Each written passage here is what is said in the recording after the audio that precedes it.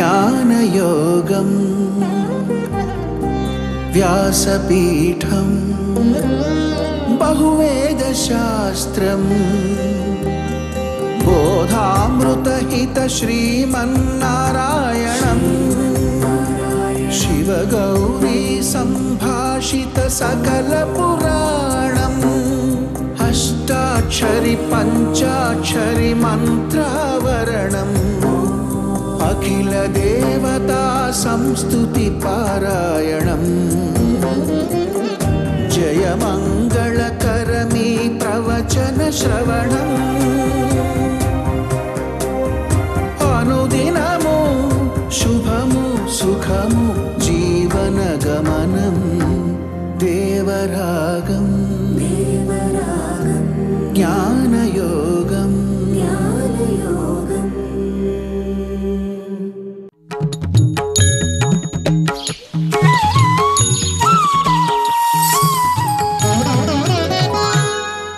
ఆపదామపహర్తారం దాతారం సర్వసంపదాం లోకాభిరామం శ్రీరామం భూయో భూయో నమామ్యహం.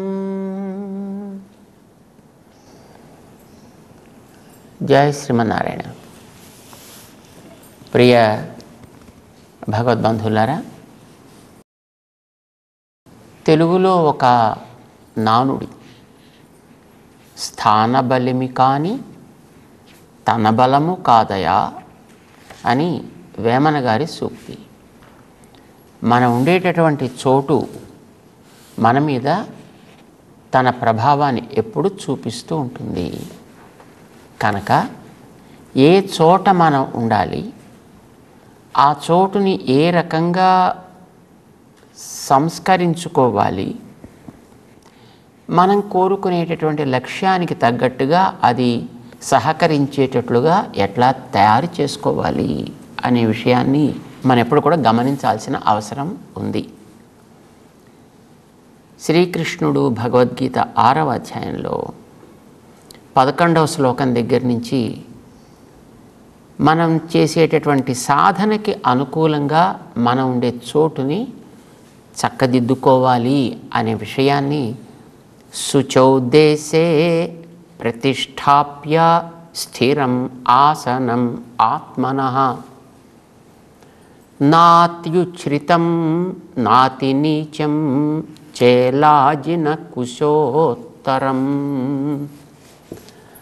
మనం కూర్చుని ఆలోచన చేసిన, ధ్యానం చేసిన, మంత్ర జపాదులు చేసిన, పూజా పునస్కారం లాంటివి చేసిన, లేదా సామాన్యంగా మనం నివసించే చోటైనప్పటికీ కూడా ఎలా ఉంటే మంచిది, మనం కోరుకునే సుఖజీవనానికి, మనం ఆశించేటటువంటి ప్రశాంతతకి, మనకు అవసరమైనటువంటి ఒక ఉత్తేజాన్ని మనలో నిలపటానికి అది వీలవుతుంది, వీలు కలిగిస్తుంది అనే దాన్ని తగ్గట్టుగా తయారు చేసుకోండి.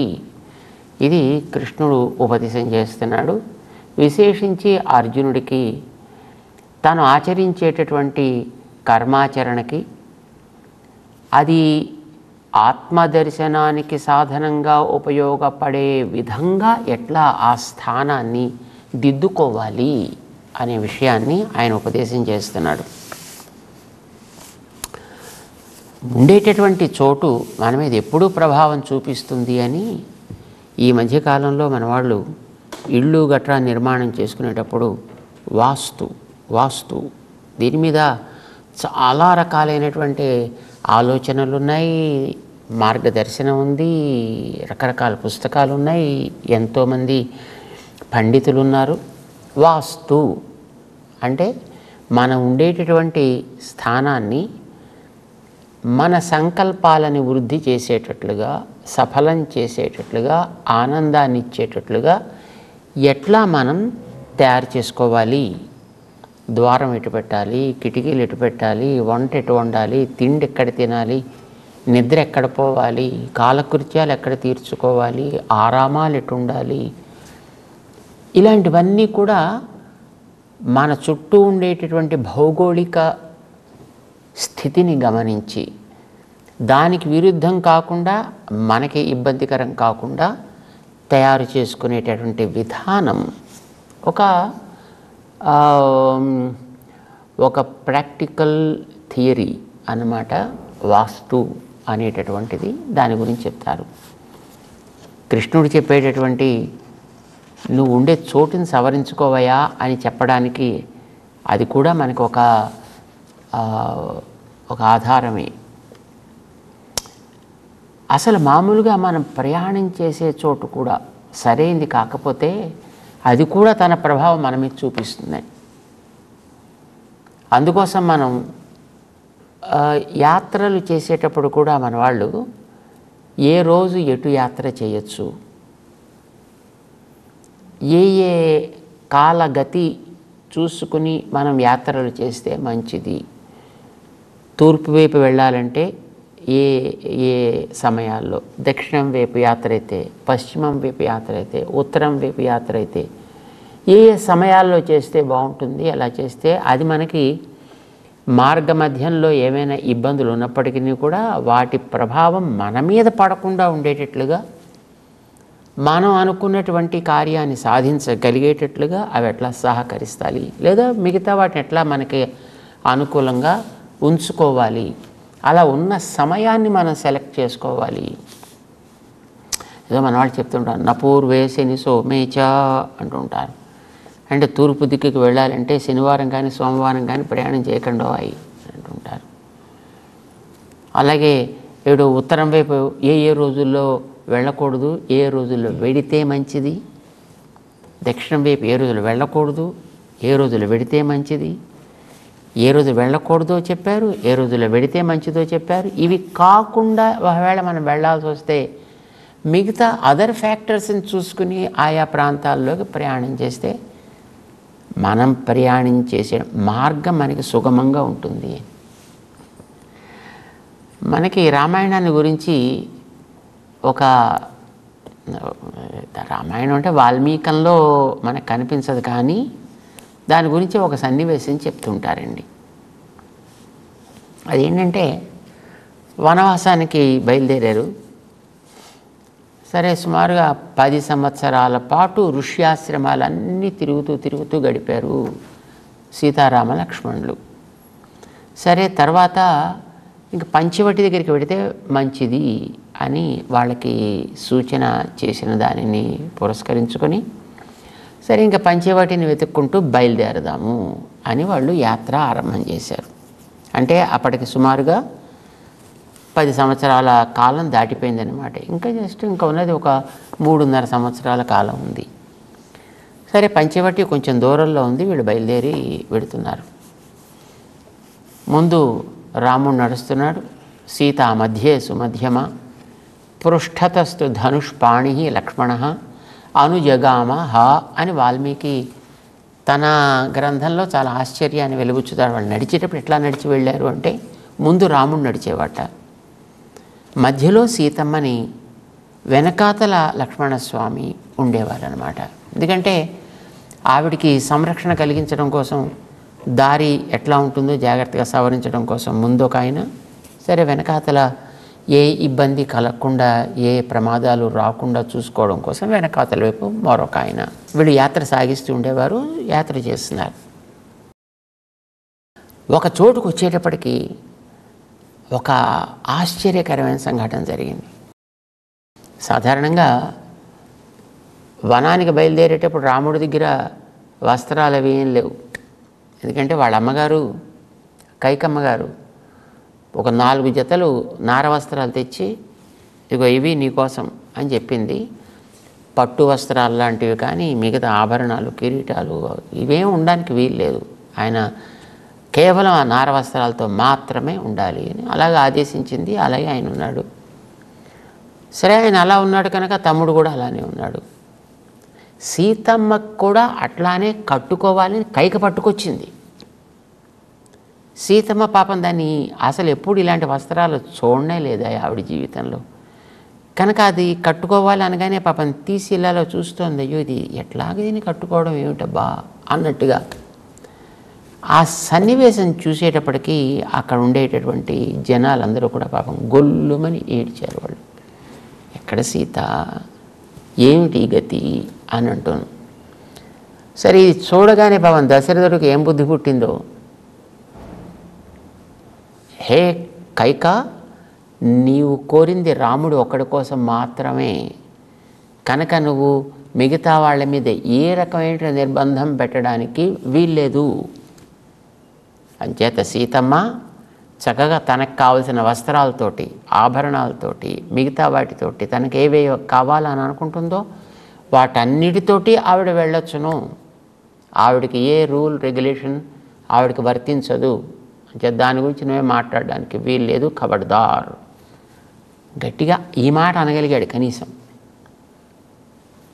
సరే ఆవిడ పాపం ఏవో కొన్ని చీరలు తీసుకుని ఉంటుంది, కొన్ని ఆభరణాలు తీసుకుంటుంది, ఇంకా ఏవో కొన్ని వస్తువులు తనకు కావాల్సినవి తీసుకుని ఉంటుంది. కానీ వనంలో ప్రయాణం చేసేటప్పుడు మరి అవన్నీ ఆవిడ మోసుకు వెళ్ళలేదు కదా. అంచేత ఇవన్నీ పాపం చక్కగా మూటలు కట్టి వెనక లక్ష్మణస్వామి క్యారీ చేస్తుండేవాడు. రాముడితో పాటు ధనస్సు, బాణాలు, కత్తి ఇవన్నీ ఉంటాయి కదా. బహుశా ధనస్సు, బాణం, కత్తి ఇవి రాముడే తీసుకుని ఉంటాడేమో అని అనుకుంటాం. ఎందుకంటే నమ్మాళ్ళవార్లు వారి దివ్య ప్రబంధంలో ఒకచోట రాముడి గురించి ప్రస్తావన చేస్తూ వాళుం విల్లుం కొండు పిన్ సెల్వారు మత్తిల్లయే అని బాధపడ్డారు ఆయన. రామా, నువ్వు వనంలో వెళ్ళేటప్పుడు నీ ధనస్సు, నీ బాణాలు, నీ కత్తి నువ్వే మోసుకుంటూ తిరిగావే, అయ్యో నన్ను కూడా తీసుకుని వెళ్ళున్నట్టయితే అవన్నీ వెనకాతల చక్కగా నీ కోసం నేను మోసుకొచ్చేవాడిని కదా. పోనీ ఎవరిని తీసుకెళ్ళడానికి నీకు వీలు లేకపోయింది, కైకమ్మ యొక్క ఆజ్ఞ చేత. లక్ష్మణస్వామి వచ్చాడు కానీ ఆయనకి మిగతావన్నీ ఉండిపోయాయి. కానీ నీ ధనస్సు మాత్రం నువ్వే మోసుకెళ్ళవలసి వచ్చిందయ్యా అని బాధపడ్డారు. అంచేత బహుశా రాముడు తన ధనుర్బాణాలని తనే తీసుకుని ఉంటాడు. తన కత్తి, ధనుర్బాణాల వరకు తను తీసుకుని ఉంటాడు. సీతమ్మకి సంబంధించిన వస్తువులన్నీ కూడా లక్ష్మణస్వామి తీసుకున్నాడు. లక్ష్మణస్వామికి సంబంధించినటువంటి వస్తువులను కూడా తానే తీసుకున్నాడు ఆయన. ఇవి తీసుకుని ఎప్పుడు వెనకాతలో వస్తుండేవాడు. వీళ్ళు కూడా ఏం మాట్లాడేవారు కాదు. బహుశా అప్పుడప్పుడు మేము కూడా తీసుకుంటామా అని అడిగితే అడిగి ఉండొచ్చును. కానీ లక్ష్మణుడు బయలుదేరేటప్పుడే ఒక ప్రతిజ్ఞ చేసి ఆయన బయలుదేరాడు. అహం సర్వం కరిష్యామి జాగ్రత్తః స్వపతశ్చతే. మీ యొక్క సేవలు ఏవేవి అవసరమో అవి అన్ని రకాల సేవలు మొత్తం నేను ఒక్కడినే చేస్తాను. అది ఎలా చేస్తాను అనుకున్నాడో తర్వాత మన ఆచార్యులు చెప్తారు. అది నమ్మాళ్ళవారు కూడా తమ దాంట్లో ఒక తిరువాయిమూడిలో ఒక చోట చెప్తారు. వజువిల్ కాలమెల్లాం ఉడనాహిమన్ని వజువిలా అడిమై చెయ్య వేండు నాం అని. అంటే సర్వ దేశాల్లో, సర్వ కాలాల్లో, సర్వ అవస్థలలో సర్వవిధ సేవలని కూడా నేను ఒక్కడనే చేయాలి. మళ్ళీ ఇంకొకళ్ళు పక్కన దాంట్లో షేరింగ్ అనేటటువంటిది కూడనే కూడదు. ఇది లక్ష్మణస్వామి కోరిక అన్నమాట. దానికి తమాషాగా ఉదాహరణ చెప్తారు. బాగా ఆకలి వేస్తుండేవాడు. ఆకులో పెట్టిన అన్నం తినేయాలనుకుంటాడు. గిన్నెలో ఉడుకుతున్న అన్నం కూడా తినేయాలనుకుంటాడు. ఇంకా పక్కన ఉడికించడానికి ఆ బస్తాల్లో ఎక్కడో పెట్టింది కూడా మొత్తం తినేయాలని అంత ఆశ ఉంటుంది. అలాగే లక్ష్మణస్వామికి అన్ని సేవలు చేయాలి, అన్ని కాలాల్లో చేయాలి, అన్ని ప్రాంతాల్లో చేయాలి, నేను ఒక్కడినే చేయాలి. అసలు అలా వెళ్ళడం కోసమే ఆయన దేవుడి దగ్గర రోజు కొబ్బరికాయలు కొట్టుకుంటూ ఉండేవాడు అంటారనమాట.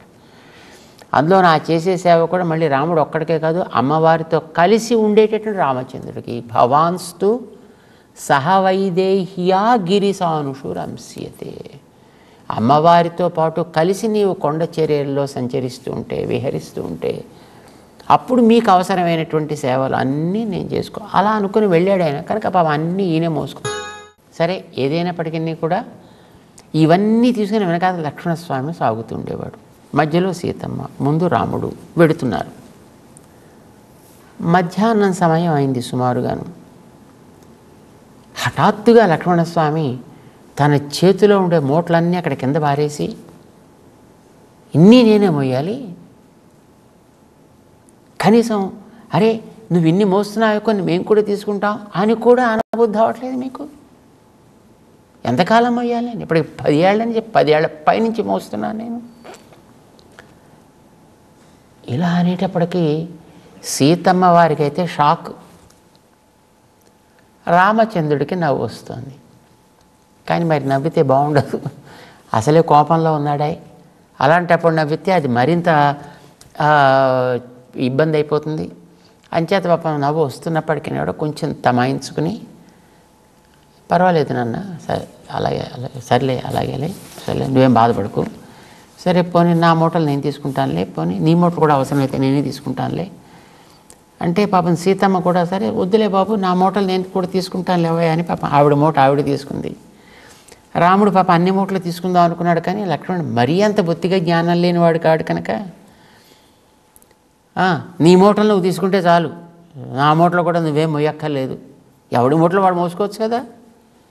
అలాగే తప్పకుండా నేను అలాగే ఏం పర్వాలేదులే, ఇంకెందుకైనా మంచిది. మరి ఒక్క మాట కూడా మాట్లాడకూడదు, ఒక మాటకి సమాధానం చెప్పకూడదు, ఒకదానికి క్లారిఫికేషన్ ఇవ్వకూడదు. ఇంచేత సీతమ్మ ఏదో అడుగుదాం అనుకుంటుంది అన్నాడు బాబా రామచంద్రుడు. ఏం మాట్లాడద్దు, చుప్ చాప్ నడు. సరే పాపం ఆవిడకి ఏమిటో అర్థం కావట్లేదు, ఏమిటి సన్నివేశం, ఎలా అవుతోంది సన్నివేశం, ఎందుకు అవుతోంది సన్నివేశం. సరే పాపం బయలుదేరారు. అక్కడి మెల్లిగా మూటలు మోసుకుంటూ, మొదటి నుంచి మోసుకు తిరిగితే బాగానే ఉంటుంది, కానీ మొదటి నుంచి ఆయన మోసి సడన్గా మధ్యలో పాపం ఆవిడకి వచ్చేటప్పటికి పాపం ఆవిడకి చెమటలు కారుతున్నాయి, పాపం రాముడికి చెమటలు కారుతున్నాయి. అదే లక్ష్మణస్వామి కూడా వెనకాతల వస్తున్నాడు. ఎవ్వరూ ఏమీ మాట మంతి లేకుండా అలా పాపం నడిచిపోతున్నారు. పంచవటిని ఎక్కడుందా ఇది అని వెతుక్కుంటే, అడవి కదా, తెలిసిన దారి అయితే ఏం కాదు కదా, ఎక్కడ ఏముంటుంది అనేది ఎవరికీ ఏం తెలియదు. ఏదో ఒక్కొక్క దాన్ని ఏదో అడుగుతూ ఎక్కడైనా ఎవరైనా కనిపిస్తే చూస్తే ఉంటే ముందుకు సాగుతున్నారు. వాళ్ళు మాత్రం గుర్తు చెప్పారు, అది పంచవటి కనుక 5 వటవృక్షాలు ఉంటాయి, ఆ మధ్య చక్కటి జాగా ఉంది, అక్కడ మీరు కుటీరం వేసుకుని ఉండే. సరే వాళ్ళు బయలుదేరారు, సాగుతున్నారు. గంభీరంగా ఉంది వాతావరణం అంతా కూడా, మంచి నిశ్శబ్దంగా ఉంది. మధ్యాహ్నం సుమారుగా ఒక 3-4 గంటల సేపు నడిచి ఉంటారండి. అంటే సుమారుగా ఒక 10-15 కిలోమీటర్ల దూరం వాళ్ళు సాగి ఉంటారు. సరే అక్కడ దాకా రాగానే తన చేతిలో ఉండే మూటలని టక్మని కింద పారేసి మళ్ళీ లక్ష్మణుడు, అన్నా ఏమిటిది, నేను వచ్చింది ఎందుకు నీతోటి, సేవలు చేయడానికి కదా. అయ్యయ్యో ఏమిటి అన్యాయం అమ్మా, నువ్వు కూడా ఈ మూటలు మోస్తున్నావా, అయ్యయ్యో ఏమిటి నా దౌర్భాగ్యపు స్థితి, నేనున్నది ఎందుకు, నా భుజాలు ఎందుకు, నా చేతులు ఎందుకు, నా తల ఎందుకు, ఇవన్నీ కూడా రామకార్యం కరిష్యత, ఇవన్నీ రాముడి సేవ చేయడం కోసం కదా ఇవన్నీ ఉన్నవి. అయ్యయ్యో ఏమిటిది, ఏమిటి దారుణం. ఇంకో షాకు ఇది సీతమ్మకి. ఇందాక మొహం వాచేట్టు ఒకసారి తిట్టాడు, ఇప్పుడు మళ్ళీ ఇమ్మని అడుగుతున్నాడు. పొరపాటున మళ్ళీ ఇస్తే మళ్ళీ ఏం తిడతాడో తెలియదు. మళ్ళీ ఇప్పటిదాకా ఇప్పుడు పాపం ఎవరి చేత ఒక మాట అనిపించుకున్నటువంటి రకం కాదా. అంచేత అసలు ఇందాక అనేటప్పటికే ఆవిడకి ఇంకా ఆ దెబ్బ నుంచి ఇంకా తేరుకోలేదు ఇప్పటిదాకా. మళ్ళీ ఇప్పుడు ఇస్తే అడిగాను కదా అని ఇప్పటిదాకా అంటాడేమో తెలియదు. మళ్ళీ ఏం చేయాలని పాపం ఆలోచిస్తోంది. రాముడి కేసు చూసింది. అన్నాడు ఆయన, ఏం మాట్లాడుకు ఇచ్చే అడిగినప్పుడు అన్నాడు ఆయన. అంటే పాపం సరే సీతమ్మ కింద పెట్టింది. సరే తీసుకున్నాడు. అమ్మ క్షమించు తల్లి, నువ్వు ఈ మాట మోస్తున్నావు ఎందుకమ్మా అని పాపం ఇలాగ అనునయ వాక్యాలన్నీ ఎన్ని పలకాలో పాపం అన్నీ పలికాడు ఆయన. రాముడి విషయంలో పలికాడు, సీతమ్మ విషయంలో పలికాడు. సీతమ్మ చూస్తోంది ఇటు అటు, ఏం చేయాలని. ఏం మాట్లాడద్దు అన్నాడు రాముడు. రాముడు కూడా ఏం మాట్లాడలేదు, ఆయన మనసులో నవ్వుకుంటున్నాడు ఆయన. సరే మరి ఏం చేద్దామో, అయ్యో పంచవటికి వెళ్ళాలి కదా, చీకటి పడకుండా మనం వెళ్ళాలి అక్కడికి, పద అన్న, ఇవన్నీ నేను ఉన్నాను కదా. అయ్యయ్యో అయ్యయ్యో మీరు ఎంత కష్టపడుతున్నారా. తీసుకున్నాడని పాపం మళ్ళీ గతంలోలానే మూటలు వీపు మీద వేసుకున్నాడు, నడుస్తున్నాడు ఆయన. వీళ్ళు నడుస్తున్నారు. సీతమ్మ మధ్యలో మాట్లాడదాం 2-3 సార్లు ఆవిడ ప్రయత్నం చేసింది, కానీ రాముడు సరే ఊరుకుంది. సాయంకాలానికి పంచవటి దగ్గరికి చేరారు. పంచవటి దగ్గర కుటీరం ఏర్పాటు చేసుకున్నారు. అందమైన కుటీరం. ఆ కుటీరం చూడగానే రాముడికి భలే ఆనందం వేసింది. తను కూడా వేద్దామని అనుకున్నాడు, కానీ రాముడిని లక్ష్మణస్వామి అన్నాడు, అన్నా నువ్వు కూర్చో. నేను చేస్తాను కదా. కుటీరం అంతా పాపం ఆయనే కట్టాడు. సరే అయిపోయింది. చూడగానే రాముడు అతన్ని అద్భుతమైనటువంటి పొగడ్త చేశాడు. భావజ్ఞేన, కృతజ్ఞేన, ధర్మజ్ఞేన, అన్నీ ఎంత బాగా చేసావయ్యా లక్ష్మణ. నువ్వు ఉన్నంతవరకు నాకు నాన్నగారు లేరనే లోటే లేదా. ఆయన ఏమేమి నా విషయంలో అనుకున్నాడు అవన్నీ నువ్వు చేసి పెడుతున్నావు. నాకు సాక్షాత్తు తండ్రిలాగా అండగా ఉన్నావయా అన్నాడు పాపం. సరే సంతోషించాడు ఆయన. తన కోసం కుటీరం ఎదురుకుండా వేసుకున్నాడు ఒక ఆసనం. అక్కడికి వెళ్ళిపోయి ఆయన కూర్చున్నాడు. సరే వీళ్ళిద్దరు కుటీరంలో కూర్చున్నారు. ఏందయ్యా సీతమ్మ మెల్లిగా అడిగింది, ఏమిటి ఈవేళ సంగతి ఏమిటి? ఇందాక అలా చేశాడు, ఇప్పుడు ఇలా చేస్తున్నాడు, ఇక్కడ ఇలా చేస్తున్నాడు.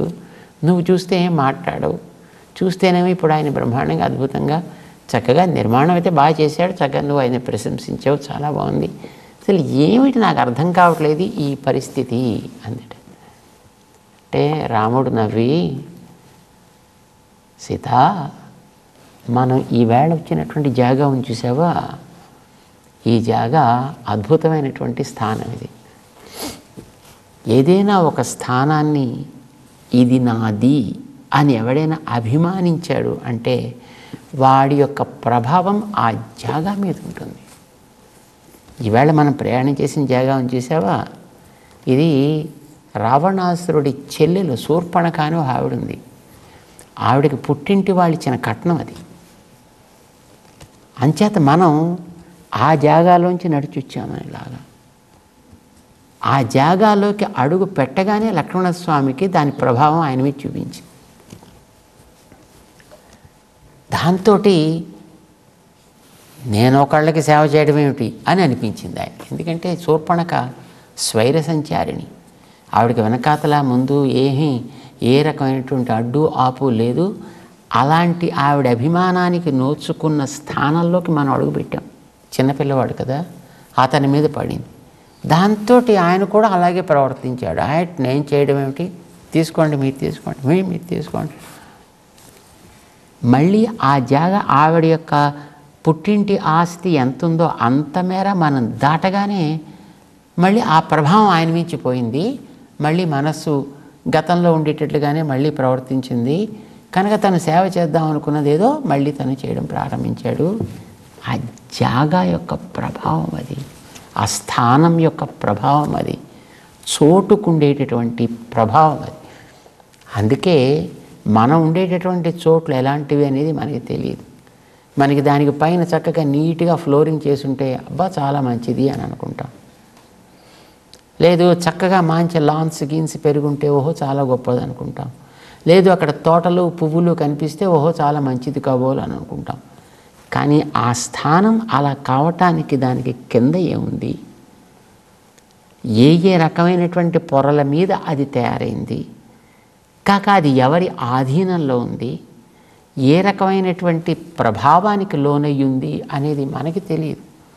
దాని మీద మనం ఉండేటప్పుడు తత్ప్రభావం మన మీద చూపించి మన యొక్క ఆలోచనల్ని, మనకుండేటటువంటి స్వభావాల్ని అది అణిచి తన ప్రభావాన్ని మన మీద ఆరోపిస్తుంది. మనం అక్కడ ఉన్నంత వరకు దానికి తగ్గట్టుగా ఉండడమే తప్ప మనం మరొకటి చేయగలిగిందంటూ ఏముండదు సుమా. లక్ష్మణుడికి కలిగినటువంటి స్థితి మధ్యాహ్నం అది. నీకుండేటటువంటి శక్తిని బట్టి, నాకుండేటటువంటి స్థితిని బట్టి ఆ ప్రభావం మన మీద పడలేదు. అందుకే అతను పాపం దానికి గురి కావాల్సి వచ్చింది. దీన్ని పెద్దగా అంత సీరియస్గా నువ్వేం తీసుకోక్కర్లేదు, బీ హ్యాపీ అని పాపం భుజం తట్టాడు. ఆవిడకి కాస్త అప్పుడు ధైర్యం వచ్చిందన్నమాట. జాగా కృష్ణుడు చెప్తున్నాడు అర్జునుడికి, శుచౌ దేశే ప్రతిష్టాప్య స్థిరం ఆసనం మనం ఉండేటటువంటి చోట్లు, మనం తయారు చేసుకునేటటువంటి స్థానం మనకి తగ్గట్టుగా మన ఆలోచనల్ని ప్రోత్సహించగలిగేటట్లుగా ఉండాలి తప్ప దాని ప్రభావం మన మీద ఆరోపితమై మనని మనం కోల్పోయేటట్లుగా చేయకూడదు సుమా. అర్జున, అంచేత యోగాభ్యాసాన్ని నువ్వు చేసేటప్పుడు కూడా ఇది ముందర జ్ఞాపకం పెట్టుకుని దానికి తగ్గట్టుగా ప్రయత్నం చేయాలి అంటూ స్థాన బలిమి ఏమిటి అనేది ఆయన ఉపదేశం చేస్తున్నాడు. జై శ్రీమన్నారాయణ.